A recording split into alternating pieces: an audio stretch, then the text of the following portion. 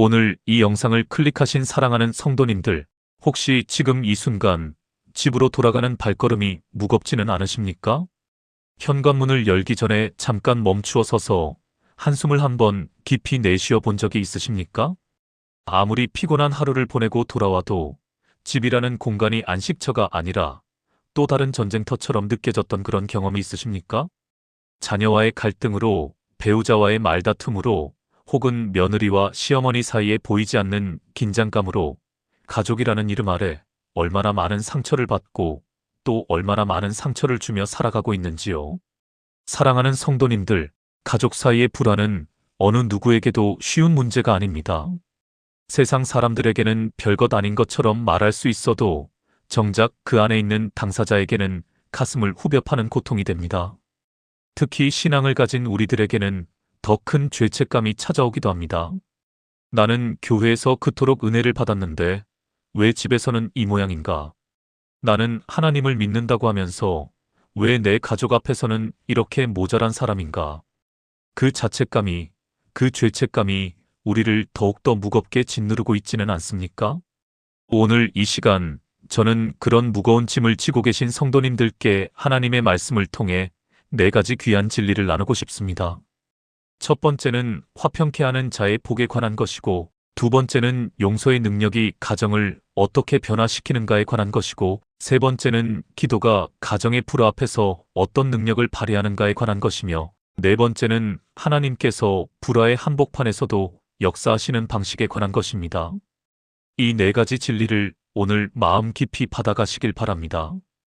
이 말씀이 오늘 여러분의 가정 안에 하나님의 화평을 불러오는 씨앗이 되길 간절히 소망합니다. 그러면 지금부터 함께 말씀 속으로 들어가 보겠습니다. 첫 번째로 화평케 하는 자가 된다는 것이 무엇인지에 대해 말씀드리겠습니다. 사랑하는 성도님들, 마태복음 5장 9절에 이런 말씀이 있습니다.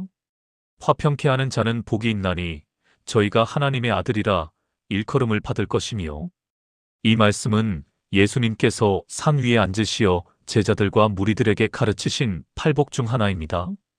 팔복이라고 하면 많은 분들이 이미 잘 알고 계시는 말씀이지만 오늘은 특별히 이 화평케 하는 자에 대한 복에 집중해서 생각해 보고 싶습니다. 예수님께서는 왜 화평케 하는 자에게 복이 있다고 하셨을까요? 그것은 단순히 싸움을 말리는 사람이기 때문이 아닙니다. 헬라어 원어로 이 화평케 하는 자는 에이레 노포이오이라고 합니다. 에이레네, 즉 샬롬, 평화를 만들어내는 자라는 뜻입니다. 단순히 갈등을 피하거나 분쟁을 외면하거나 문제를 덮어두는 사람이 아닙니다. 오히려 적극적으로 평화를 창조하는 사람입니다. 사랑하는 성도님들, 우리 가정 안에서 우리는 어떤 역할을 하고 있습니까? 가정의 평화를 위해 우리는 지금 무엇을 하고 있습니까? 많은 경우에 우리는 2가지 잘못된 방식으로 반응합니다. 첫 번째 잘못된 방식은 불같이 반응하는 것입니다. 상대방이 나를 자극하면 나도 질 수 없다는 듯이 더 크게 맞받아칩니다. 말이 말을 낳고 상처가 상처를 낳습니다. 그렇게 가정 안에서 우리는 서로에게 칼날 같은 말들을 던지고 그 상처들은 오래도록 남습니다. 두 번째 잘못된 방식은 완전히 외면하는 것입니다. 말을 하지 않으면 갈등이 없어질 것이라고 생각하고 냉랭하게 침묵으로 일관합니다. 식탁에서 눈을 마주치지 않고 같은 집에 살면서도 남남처럼 지냅니다. 그러나 사랑하는 성도님들, 침묵은 평화가 아닙니다. 냉전은 해결이 아닙니다. 그것은 폭발을 잠시 미루는 것에 불과합니다.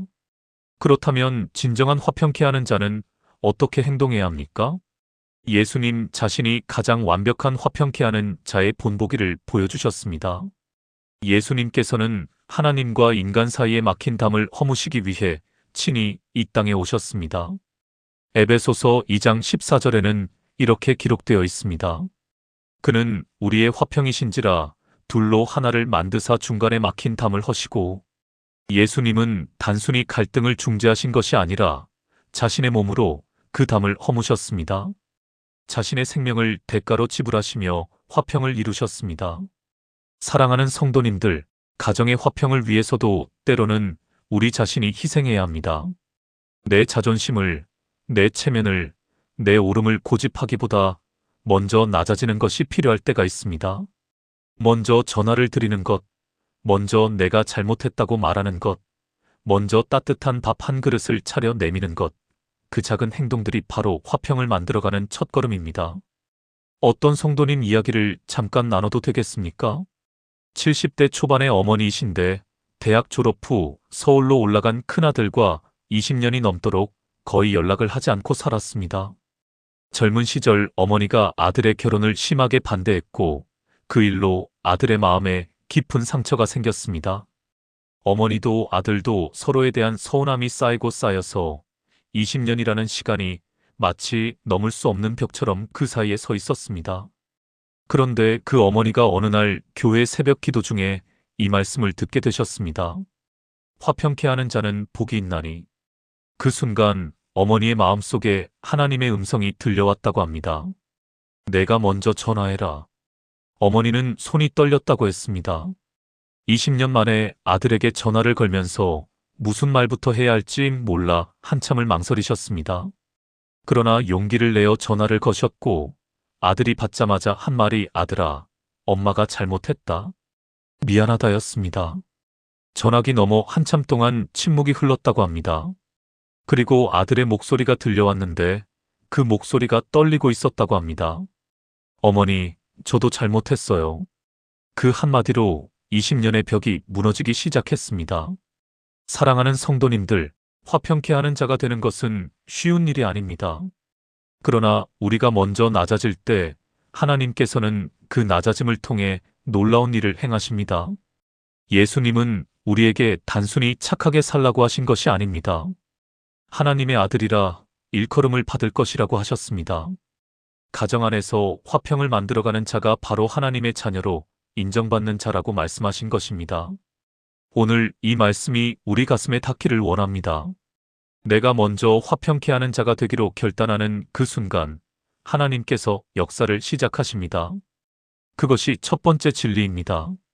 두 번째로 용서의 능력이 가정을 어떻게 변화시키는가에 대해 말씀드리겠습니다. 사랑하는 성도님들, 가정의 불화 중에서도 가장 해결하기 어려운 것이 무엇인지 아십니까? 그것은 바로 오래된 상처입니다. 어제 생긴 상처는 그래도 조금 낫습니다. 그러나 10년, 20년, 심지어 평생 동안 가슴속에 깊이 박혀있던 상처는 건드리기만 해도 다시 피가 납니다. 그 상처를 누가 준 것입니까?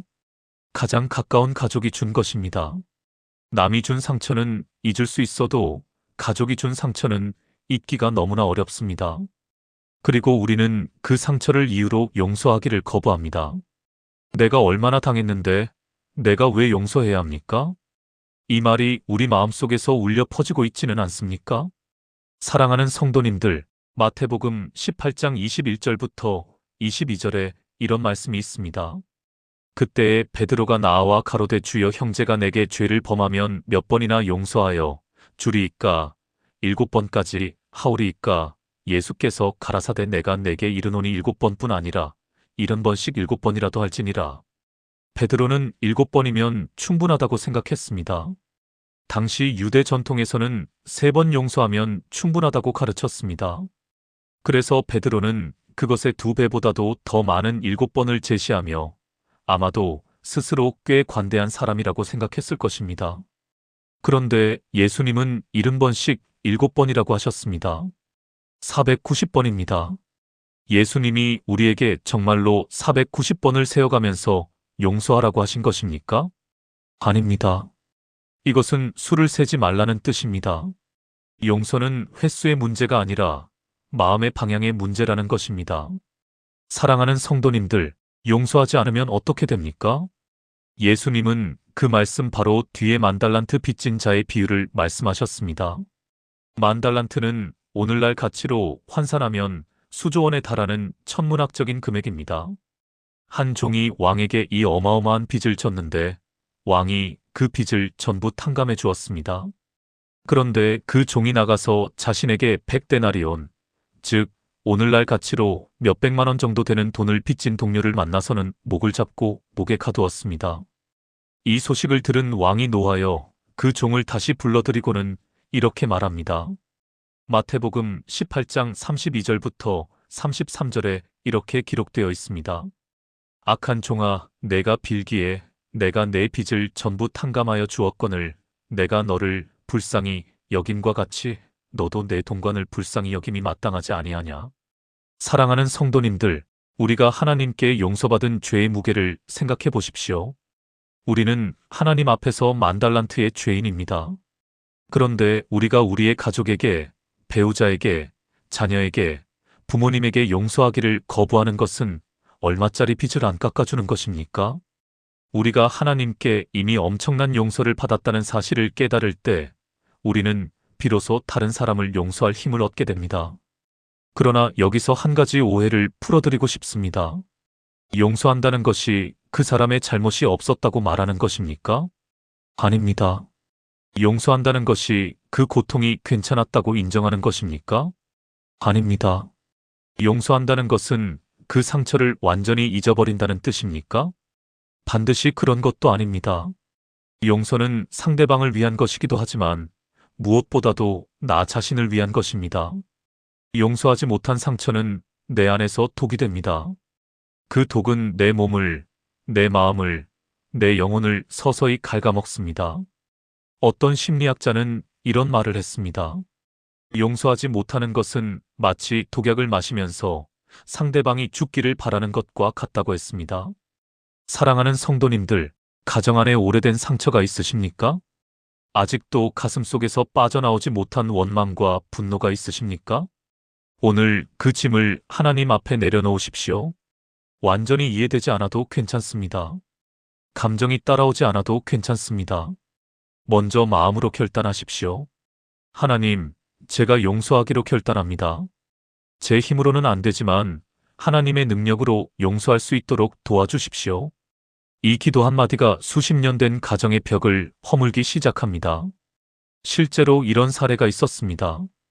60대 후반의 한 남편 성도님이 계셨는데 젊은 시절 경제적으로 어려웠던 시기에 아내에게 심한 말을 했던 기억을 평생 안고 살아오셨습니다.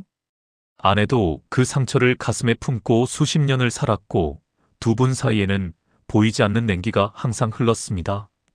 그러다가 남편 성도님이 중병에 걸리셨습니다. 병원에서 검사를 받고 집으로 돌아오는 길에 이 남편 성도님은 차 안에서 혼자 펑펑 우셨다고 합니다. 내가 만약 이 병으로 먼저 세상을 떠나게 된다면 이 사람에게 제대로 미안하다는 말도 한 번 못하고 가는 것이 너무 억울하다는 생각이 드셨다고 합니다. 그날 저녁 남편 성도님은 아내 앞에 무릎을 꿇으셨습니다.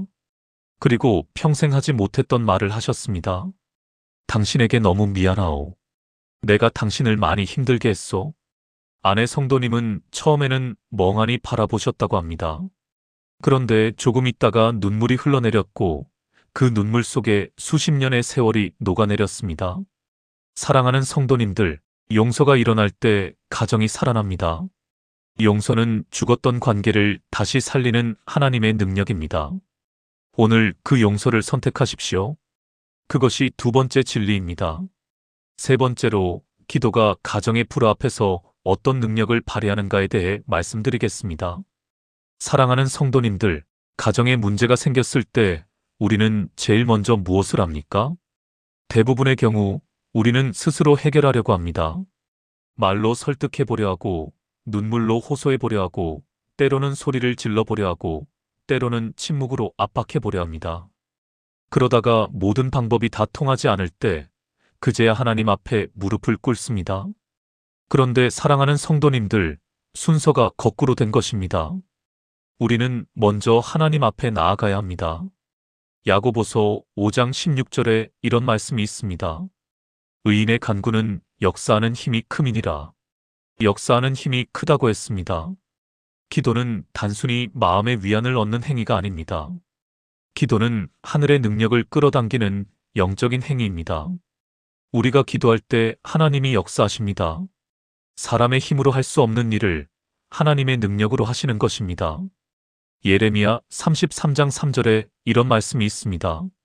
너는 내게 부르짖으라. 내가 내게 응답하겠고 내가 알지 못하는 크고 비밀한 일을 내게 보이리라. 하나님은 부르짖으라고 하십니다. 형식적인 기도가 아니라 진정한 부르짖음을 원하십니다.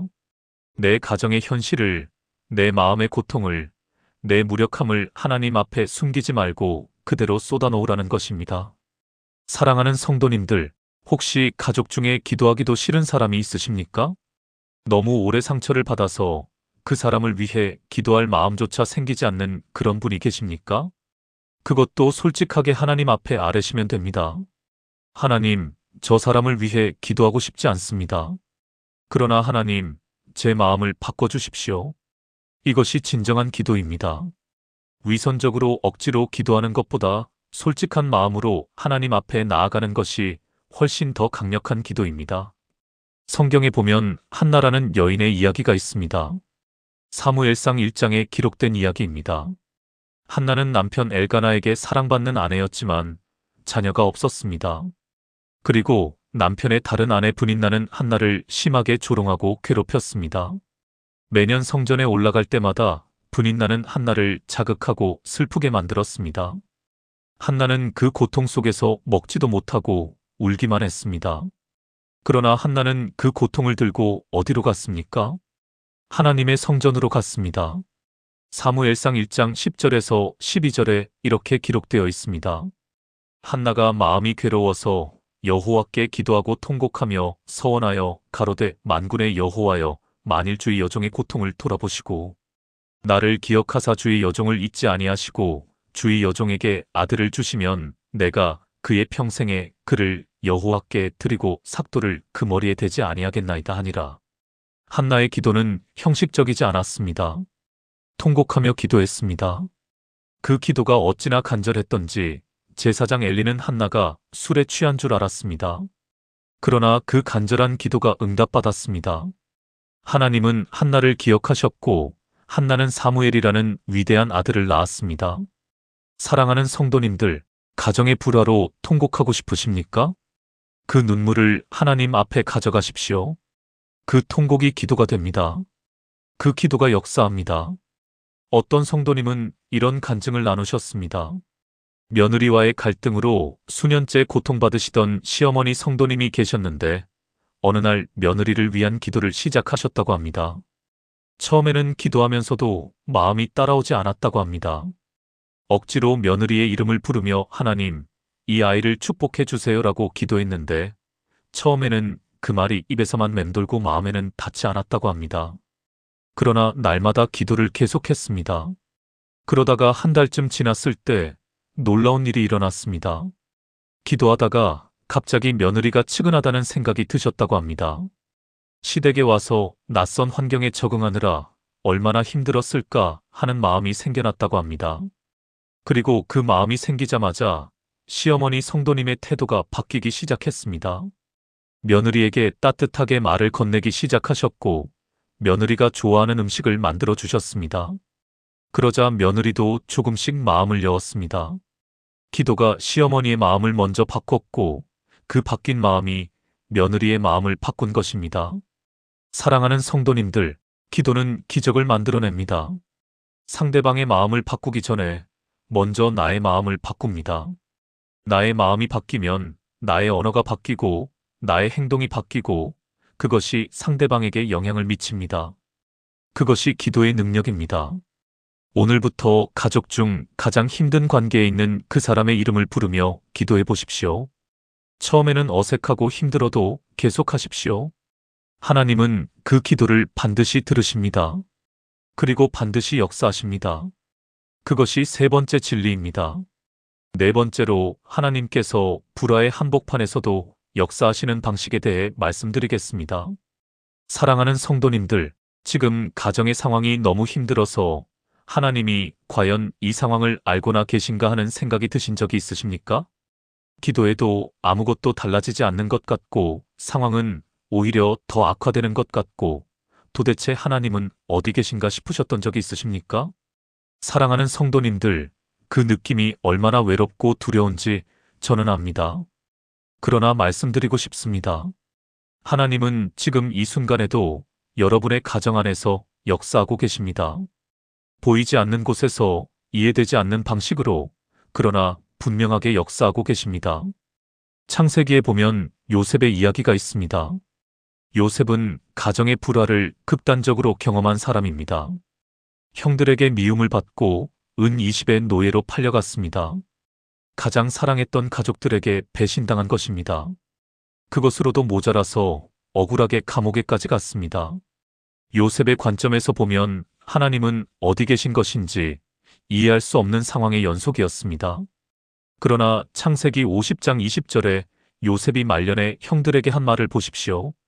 당신들은 나를 해하려 하였으나 하나님은 그것을 선으로 바꾸사 오늘과 같이 많은 백성의 생명을 구원하게 하시려 하셨나니. 당신들은 나를 해하려 했지만 하나님은 그것을 선으로 바꾸셨다고 합니다. 사랑하는 성도님들, 가정의 불화와 갈등이 우리를 해하려 할 때 하나님은 그것을 선으로 바꾸십니다. 그 과정이 이해되지 않아도, 그 시간이 너무 길어 보여도 하나님은 결국 선한 결말을 이끌어내십니다. 로마서 8장 28절에 이런 말씀이 있습니다. 우리가 알거니와 하나님을 사랑하는 자, 곧 그의 뜻대로 부르심을 입은 자들에게는 모든 것이 합력하여 선을 이루느니라. 모든 것이 합력하여 선을 이루느니라. 가정의 갈등도, 그 눈물도, 그 기다림도, 그 인내도 모두 다 합력하여 선을 이루는 하나님의 섭리 안에 있습니다. 사랑하는 성도님들, 때로 하나님은 불화의 한복판에서 예상치 못한 방식으로 역사하십니다. 큰아들의 사고를 통해 흩어졌던 가족이 다시 한자리에 모이게 되기도 하고, 부모님의 건강 문제를 통해 오랫동안 멀어졌던 형제들이 다시 연락을 하게 되기도 합니다. 어떤 집은 큰 경제적 어려움을 통해 가족이 다시 똘똘 뭉치게 되기도 합니다. 하나님은 우리가 상상하지 못하는 방법으로 우리 가정 안에서 역사하십니다. 중요한 것은 그 역사를 알아볼 수 있는 눈이 우리에게 있어야 한다는 것입니다. 믿음의 눈이 필요합니다. 믿음의 눈으로 볼 때 우리는 불화의 한복판에서도 하나님의 손길을 발견하게 됩니다. 이런 실제 이야기가 있습니다. 60대 중반의 한 부부 성도님이 계셨는데 수년간 서로에 대한 불만이 쌓여서 이혼을 심각하게 고민하고 계셨습니다. 자녀들도 이미 다 성장해서 집을 떠났고 둘만 남은 집에서 말다툼만 반복되는 날들을 보내셨습니다. 그런데 어느 날 아내 성도님이 갑작스럽게 큰 수술을 받게 되셨습니다. 수술 전날 밤 남편 성도님이 병원에 홀로 앉아서 아내의 손을 잡고 있었다고 합니다. 그 순간 지금까지의 모든 갈등이 얼마나 사소한 것인지가 느껴졌다고 합니다. 이 사람이 없는 세상을 상상하자 온몸이 떨려왔다고 합니다. 남편 성도님은 그날 밤 하나님께 이렇게 기도했습니다. 하나님, 제가 너무 어리석었습니다. 이 사람의 소중함을 몰랐습니다. 이 사람을 건강하게 지켜주시면 나머지 시간은 이 사람을 위해 살겠습니다. 하나님은 그 기도에 응답하셨고 아내 성도님은 수술 후 완전히 회복하셨습니다. 그리고 지금 그 두 분은 이전과는 완전히 다른 부부가 되셨다고 합니다. 오히려 수술을 통해 관계가 회복된 것입니다. 하나님이 그 어려운 상황을 통해 역사하신 것입니다. 사랑하는 성도님들, 지금 이 순간 가정의 불화로 마음이 무거우십니까? 포기하지 마십시오. 하나님은 포기하지 않으셨습니다. 하나님은 지금도 여러분의 가정을 위해 일하고 계십니다. 이사야 43장 2절에 이런 말씀이 있습니다. 내가 물 가운데로 지날 때에 내가 너와 함께 할 것이라. 강을 건널 때에 물이 너를 침몰치 못할 것이며 내가 불 가운데로 행할 때에 타지도 아니할 것이요 불꽃이 너를 사르지도 못하리니. 물 가운데로 지날 때, 불 가운데로 행할 때 하나님은 우리와 함께 하신다고 하십니다. 가정의 갈등이라는 물 가운데 있어도, 가족 간의 분노라는 불 가운데 있어도 하나님은 우리를 혼자 두지 않으십니다. 그리고 반드시 건너편으로 이끌어 주십니다. 믿음을 붙드십시오. 포기하지 마십시오. 하나님이 역사하고 계십니다. 그것이 네 번째 진리입니다. 사랑하는 성도님들, 오늘 우리가 함께 나눈 네 가지 진리를 다시 한번 마음에 새겨보겠습니다. 첫 번째로 화평케 하는 자가 되십시오. 상대방이 먼저 하기를 기다리지 마십시오. 내가 먼저 낮아지는 것, 내가 먼저 연락하는 것, 내가 먼저 따뜻한 말 한마디를 건네는 것, 그것이 하나님의 자녀가 하는 일입니다. 화평케 하는 자는 하나님의 아들이라 일컬음을 받는다고 예수님이 직접 말씀하셨습니다. 두 번째로 용서를 선택하십시오. 완전히 이해되지 않아도 괜찮습니다. 감정이 따라오지 않아도 괜찮습니다. 먼저 마음으로 결단하십시오. 하나님이 이미 우리에게 베풀어 주신 용서를 기억하며 우리도 용서할 수 있도록 하나님께 능력을 구하십시오. 용서가 일어날 때 죽었던 관계가 다시 살아납니다. 세 번째로 기도를 멈추지 마십시오. 가족 중 가장 힘든 관계에 있는 그 사람의 이름을 부르며 기도하십시오. 처음에는 마음이 따라오지 않아도 계속 기도하십시오. 기도는 먼저 내 마음을 바꾸고 그 바뀐 마음이 관계를 바꿉니다. 의인의 간구는 역사하는 힘이 크다고 하셨습니다. 네 번째로 하나님의 역사를 신뢰하십시오. 지금 상황이 이해되지 않아도 하나님은 포기하지 않으셨습니다. 모든 것이 합력하여 선을 이루시는 하나님을 신뢰하십시오. 요셉의 고통이 결국 구원의 통로가 된 것처럼 우리 가정의 아픔도 하나님의 손 안에서 선한 결말을 향해 가고 있습니다. 사랑하는 성도님들, 오늘 이 말씀이 여러분의 가슴에 닿았다면, 그리고 가정의 불화로 고통받고 계신 분이 주변에 계시다면 이 영상을 공유해 주십시오. 하나님의 말씀이 필요한 곳에 흘러가도록 도와주십시오. 또한 아래 댓글에 오늘 가장 마음에 닿은 말씀을 적어주십시오. 어떤 진리가 여러분의 가슴을 두드렸습니까? 여러분의 댓글이 또 다른 성도님들에게 위로와 용기가 됩니다. 그리고 이 채널에서 계속해서 하나님의 말씀을 받으시기 원한다면 구독 버튼을 눌러주시고 좋아요도 눌러주십시오. 매주 여러분의 삶에 필요한 말씀을 함께 나누겠습니다. 사랑하는 성도님들, 가정은 하나님이 주신 가장 소중한 선물입니다. 때로 그 가정이 아픔의 근원처럼 느껴질 때도 있지만 하나님은 그 가정을 통해 우리를 빚으시고 우리를 성숙시키시고 우리에게 가장 깊은 사랑의 의미를 가르쳐 주십니다. 오늘 이 영상을 마치며 가정의 불화로 마음이 무거우신 모든 성도님들을 위해 기도합니다. 하나님 아버지, 오늘 이 말씀을 들으신 성도님들의 가정 위에 주의 화평이 임하기를 간구합니다. 상처받은 마음을 주님의 사랑으로 치유하여 주시고 용서할 수 있는 능력을 허락하여 주시옵소서. 화평케 하는 자가 되도록 용기를 주시고 기도를 멈추지 않도록 붙들어 주시옵소서. 그리고 하나님의 역사를 신뢰하며 끝까지 포기하지 않도록 믿음을 더하여 주시옵소서. 각 가정 안에 주의 사랑이 흘러넘치게 하시고 막혔던 관계들이 회복되는 기적이 일어나게 하여 주시옵소서. 예수 그리스도의 이름으로 기도합니다. 아멘. 사랑하는 믿음의 가족들, 오늘도 하나님이 여러분의 가정을 지키십니다. 하나님이 여러분 곁에 계십니다. 힘내십시오. 포기하지 마십시오. 하나님의 화평이 오늘 여러분의 가정 문을 두드리고 있습니다. 그 문을 열어주십시오. 하나님의 사랑이 여러분과 함께 하시길 축복합니다. 다음 시간에 또 만나겠습니다. 평안하십시오.